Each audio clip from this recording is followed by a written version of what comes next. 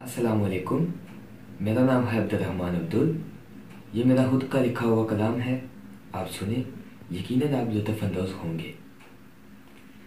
बेखुदी मुझे दिन बाद सताती है, बेखुदी मुझे दिन बाद सताती है।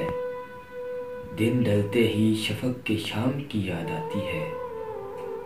मैं ऐसे हुआ ज़िंदान मोहब्बत में कैद, मैं ऐसे हुआ ज़िंदान मोहब्बत में कैद। जैसे फूल पे तितली मंडराती है, उसके चौबारे में जाना बंद कर दे, उसके चौबारे में जाना बंद कर दे। यही कुछ ये दुनिया चाहती है। ख्याल उधर के धड़कते इधर हैं, ख्याल उधर के धड़कते इधर हैं। पता नहीं क्या तासीर हमें मनाती है। मियाँ हम तो उसके बगैर कुछ नहीं, मियाँ हम तो उसके बगैर कुछ नहीं। दिल की शेरियानें मुझे ये बताती हैं।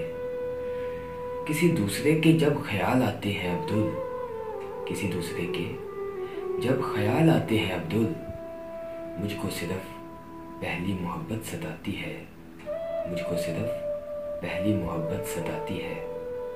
अगर आपको ये वीडियो अच्छी लगी, बराए मेहरबानी मेरी हौसला अफजाई के लिए मेरे इस चैनल को सब्सक्राइब कर लें और बेल आइकन को भी दबा दें और अपने अजीज़ों अकारीब के साथ भी शेयर करें।